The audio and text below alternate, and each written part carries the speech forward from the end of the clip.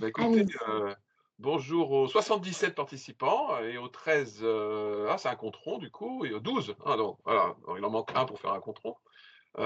C'est bien, ça a du succès donc c'est la deuxième fois que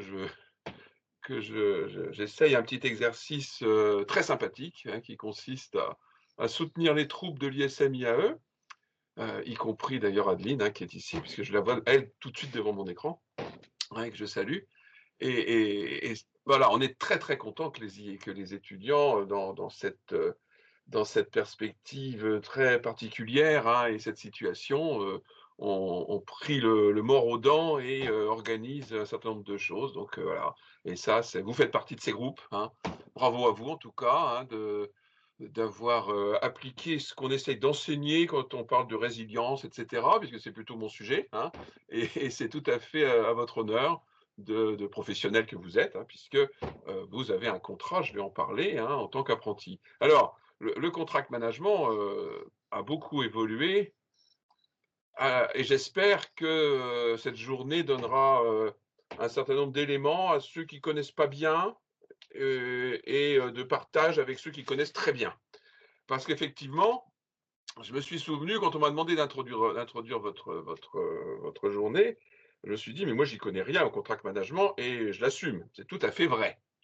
Mais finalement, quand on y réfléchit un peu, moi je suis de la vieille école et j'ai commencé par des cours de droit, hein, parce que dans le temps, quand on voulait faire, du management ou l'agrégation ou autre, on faisait du droit, c'était comme ça, hein.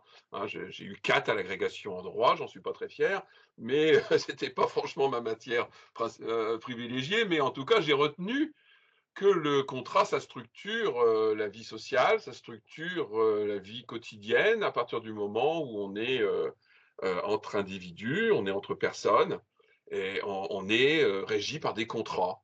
Alors une organisation étant, dans sa définition peut-être la plus, basique et peut-être en fait la plus intéressante, un groupe, d'hommes et de femmes, qui poursuivent un but, plus ou moins commun, on va dire, il est évident qu'à l'intérieur des organisations, c'est un impact clair. Et le contrat, c'est vrai qu'il est partout, même si dans les études des étudiants, finalement, on ne parle pas tant que ça de cette ampleur du concept et de la réalité de ce concept, puisque on parle que de certains contrats finalement, on évoque énormément les contrats de travail, puisque ça c'est un point extrêmement important dans votre vie. Ceux qui sont en achat, hein, vous me voyez venir, hein, vous avez des contrats de vente ou des contrats d'achat, bien évidemment, voire des contrats de sous-traitance, hein, mais le contrat, ça dépasse ça, puisque ceux qui sont mariés parmi vous, vous avez peut-être un contrat de mariage, hein, vous avez des contrats implicites toute votre vie, dans la vie courante, le contrat peut être civil ou public, on a même tout un pan des sciences économiques, qu'on appelle l'économie des conventions d'ailleurs, qui a revisité un petit peu ces logiques contractuelles finalement, parce qu'au fond, on se met d'accord, on formalise.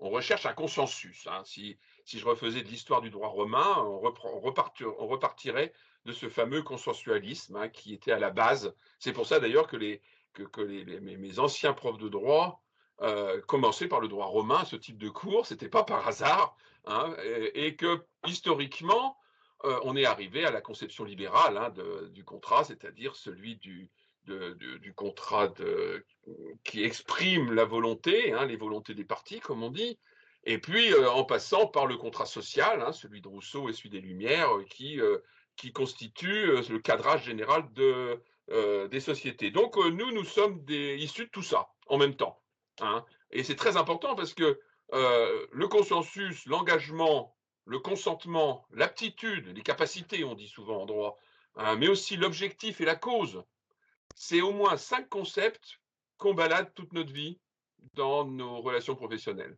finalement. On en fait tout le temps. On en fait tout le temps parce que on essaye, heu, on essaye de savoir, jusqu'où vont nos engagements. On essaye évidemment de prouver le consentement, ça c'est clair, que ce soit dans l'entreprise ou que ce soit à titre privé. Et effectivement, pendant longtemps, le droit des contrats était aussi, lié à un objet et à une cause. Il y est toujours, sauf que dans le droit, c'est peut-être un petit peu dépassé. Maintenant, donc, ces 3 logiques de consentement, de capacité et de licité, hein, on est dans un cadre de responsabilité, je vais y venir, sont fondamentaux, évidemment. Alors bon, c'est donc extrêmement important, ça n'importe qui dirait pas autre chose. Et comme nous sommes dans une démarche, nous, à l'ISM, vous le savez bien, puisqu'on assume ce slogan qui date de sa création en 2010, hein, j'étais pas là moi, de management responsable et intégré, il est évident qu'on va donc aborder cette question d'une façon responsable et intégrée.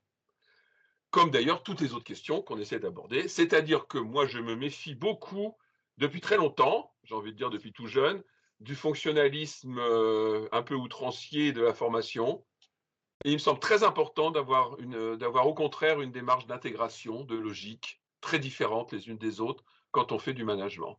Parce qu'on a affaire à des personnes, on a affaire à des relations interpersonnelles, et effectivement, c'est tout à fait important. Donc, du coup, les présentations un peu trop techniques, ça me rebute toujours. Je ne dis pas que ce n'est pas nécessaire, je dis que ça me rebute. Parce qu'il faut à la fois les avoir, à la fois compter sur des spécialistes. On a besoin de juristes, évidemment. Hein, vous ne pouvez pas tout savoir. Hein, et à la fois, toujours intégrer ça dans le respect des spécialités de chacun. Et ça, c'est compliqué à faire. Ça, c'est du management de base. C'est vraiment compliqué à faire.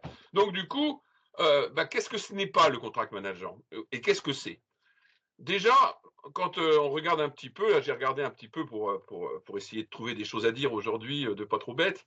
Le contract management, souvent, il est au second plan. Les entreprises ne le mettent pas au premier plan. Ça, c'est clair. Hein. Ça commence à venir. Ou alors, c'est envisagé dans cette grande mythification qu'on a de l'automatisme et de l'intelligence artificielle.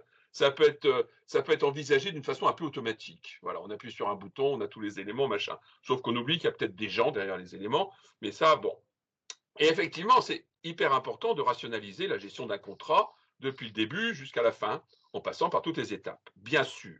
Et bien sûr qu'on a besoin de spécificité, de spécialité, mais des spécialités éclairées, j'ai envie de dire. Pas de la technique neutre, pas de la technique déshumanisée et pas de l'automatisme. Il faut qu'il y ait quelqu'un derrière, il faut qu'il y ait vous derrière. Il faut qu'il y ait vous qui travaillez avec justement les spécialistes quand vous en avez besoin. Parce qu'il est évident que dans certains cas, on va avoir, tout est parti là, on va avoir justement besoin d'un certain nombre d'éléments, surtout si vous travaillez dans l'international, par exemple. Hein. Dans l'international, moi, j'ai eu une partie de ma vie où j'ai travaillé pour l'Europe, et effectivement, j'avais besoin de juristes pour un certain nombre de contrats, c'est normal. Hein. D'ailleurs, on ne parlait pas de contract management à cette époque-là, mais c'est ce qu'on faisait, hein, puisque on travaillait comme ça. Donc, du coup, c'est hyper important, c'est une question d'organisation, c'est une question de rigueur, c'est une question de transparence aussi, c'est pas un gros mot, la transparence, de respect de l'éthique. Je reviens au mot responsabilité maintenant, vous voyez, hein, intégrer responsabilité. Alors, du coup, un contract manager, pour moi, c'est pas un juriste, même s'il peut être juriste. Vous voyez la nuance.